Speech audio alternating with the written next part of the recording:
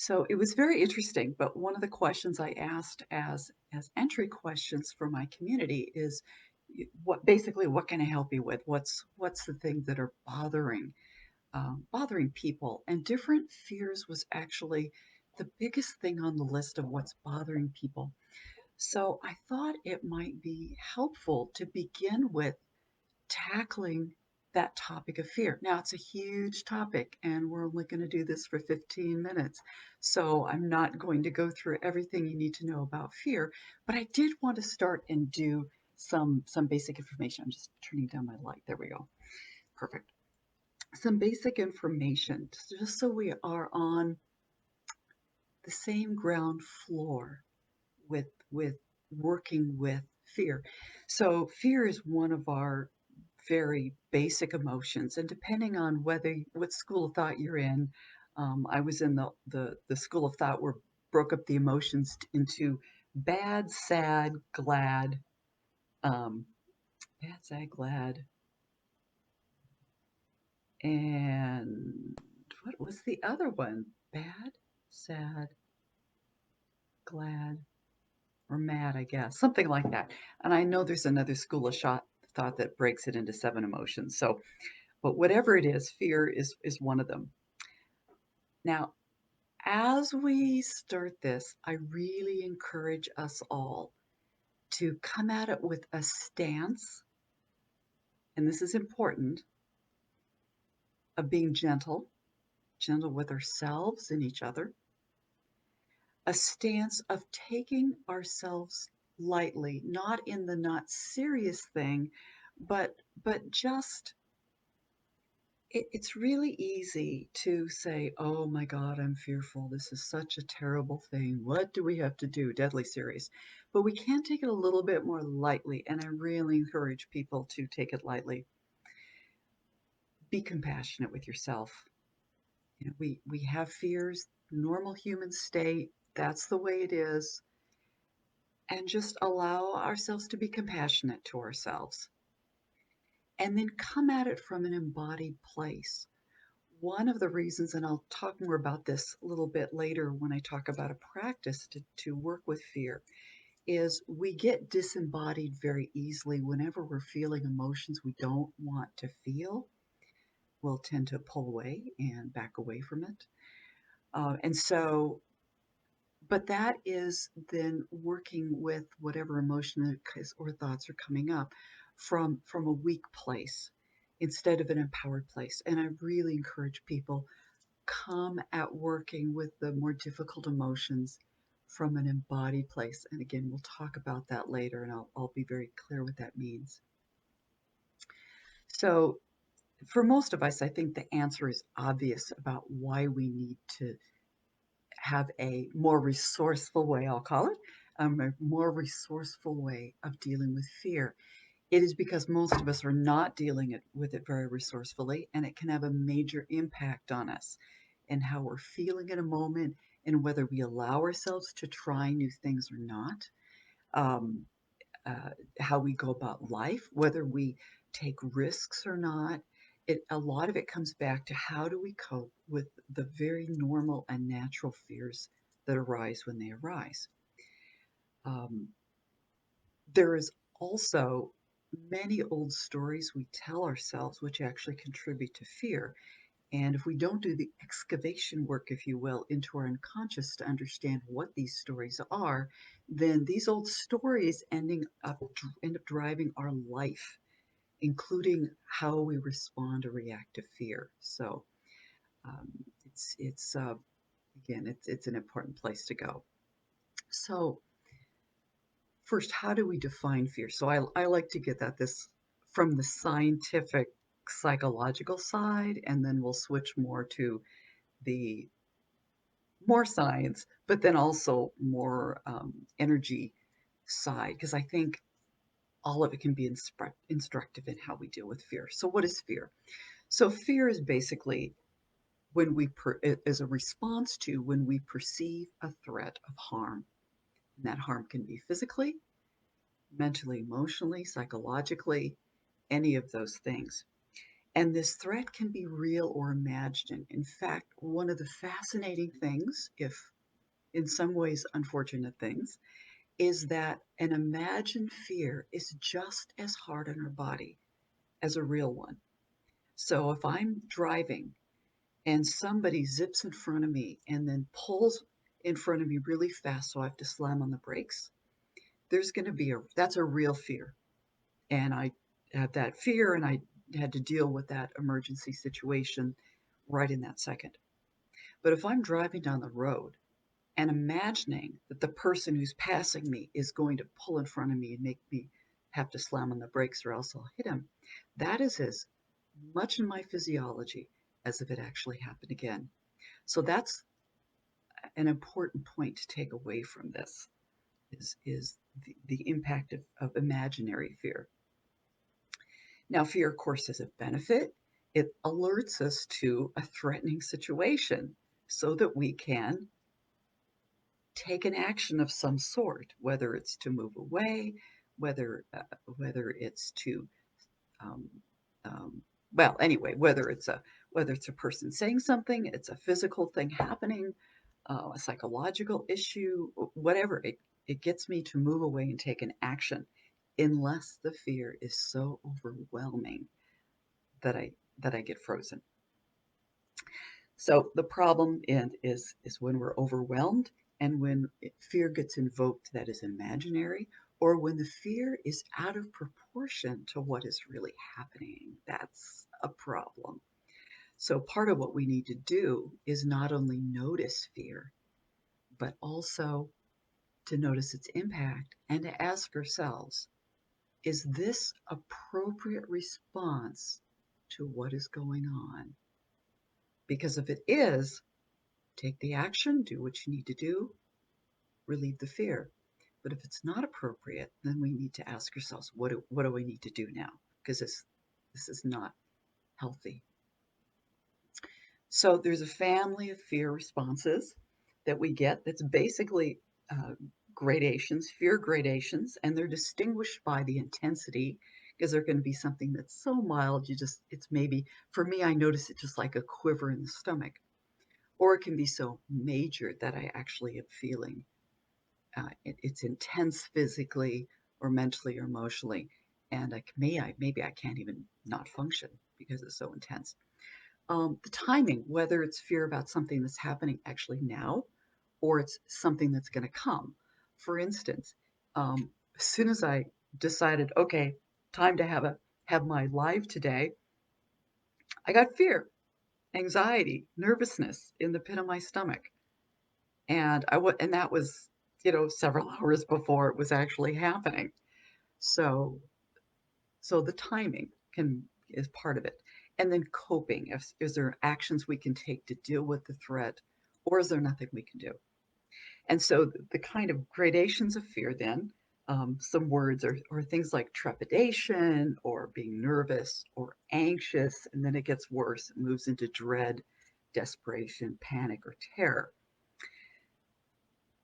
There's also, interestingly enough, when I thought about this, and this is another point, there can be a disconnect between the true possible harm and the intensity of the feeling we have.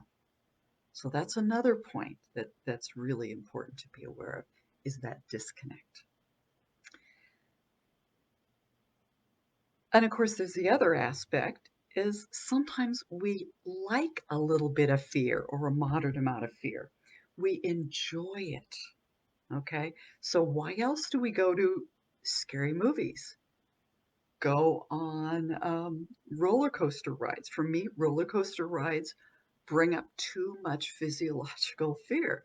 I don't manage them. I can't manage them. So I don't do them much at all, um, unless it's a really small roller coaster ride, like, um, oh, what was it called? Oh, the one in Disneyland, the one where you go through the space thing at night. That's roller coaster, or the Wild West one.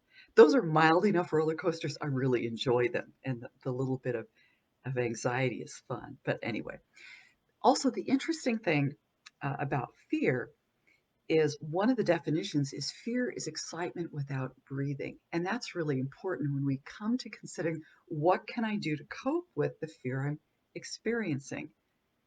Because usually there's lack of breath, and we'll get into that too.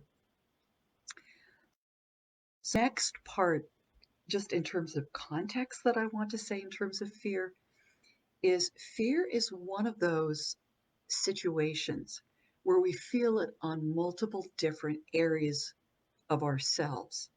We feel it physically, and that's going to be things like the butterflies in the stomach, or if it gets worse, the clammy hands, the sweating, um, if it gets really bad, nausea, stomach upset, things like that. So we can feel it physically in our physiology. We can feel it emotionally, the emotion of fear. We can feel it mentally, the thoughts, the fearful thoughts that are going through. Those can be going through too. And it can also be seen or noted on the energetic level. On the energetic level, what's happening is normally our energy body should be somewhat like an oval around us or an egg shape with the wider part of the egg toward our feet. That's a good healthy shape for an energy body.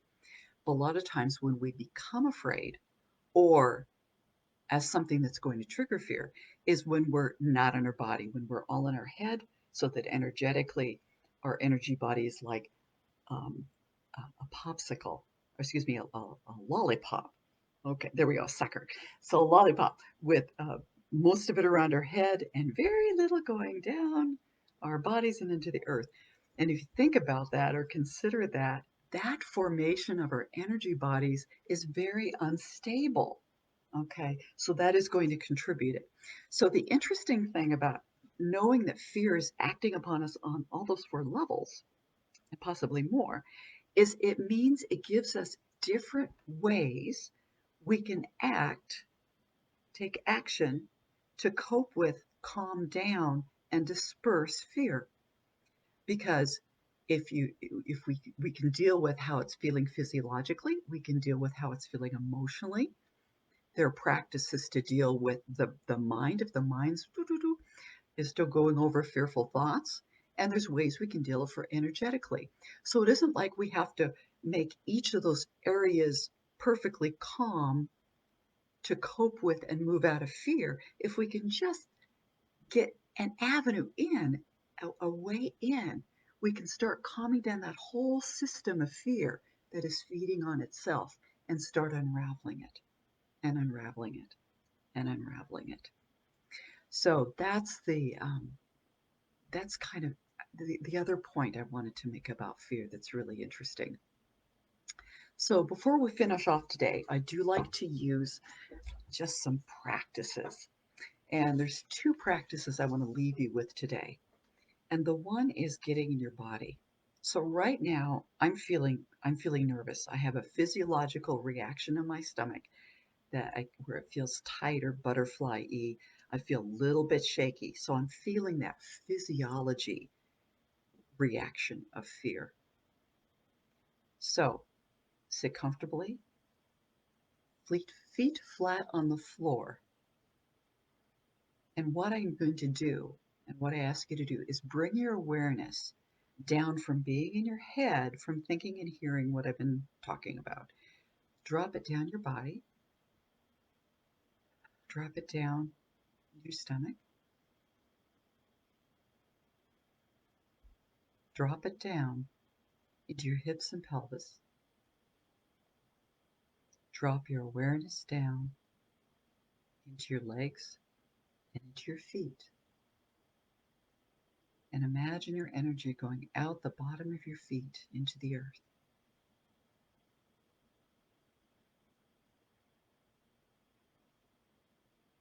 And as I do that,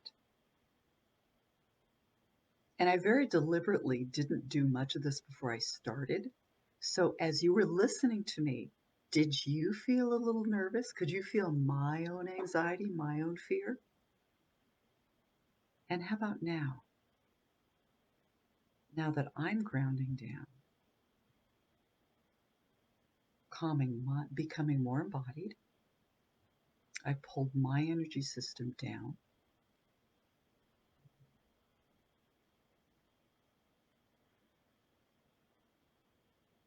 What is your experience of me now?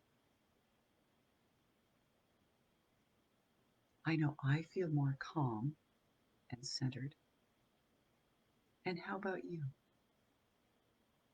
How about you? So keeping your awareness in your hips and pelvis. And you can do that even when you're giving a teaching and being with someone. It's keeping a portion of your awareness in your hips and pelvis. The second practice, be aware of your breath. So next time you're feeling nervous, what is your breath doing? Because typically what happens is the breathing is short and shallow. So awareness of the breath now, and take a deep breath. I like to put my hand on my belly and a hand on my chest. And when I'm doing this breathing in and out, lifting, moving the belly with each breath.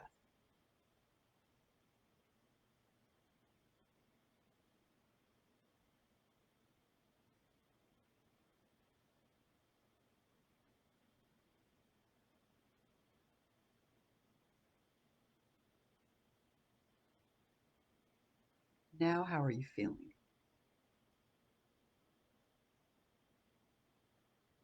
For me, the shakiness is gone. I feel a tiny bit in my stomach, but it feels more like excitement instead of anxiety. So, takeaway points for today, that sometimes there's a disconnect between the intensity of the fear and what the threat is, and just noticing that. Takeaway point, that fear impacts us on multiple levels: energetic, mental, emotional, and physical. And because of that, we have 4 different ways in to deal. We can do practices that work on each one. We don't have to solve all of them. But sometimes even starting in one area or another will give us the key to calming down and being more with what is. And the 4th point, practices, bringing your center of the awareness of yourself from your head, which is where most of us thinking types keep it, down our body, into the hips and pelvis and legs. And finally, breathing, breathing.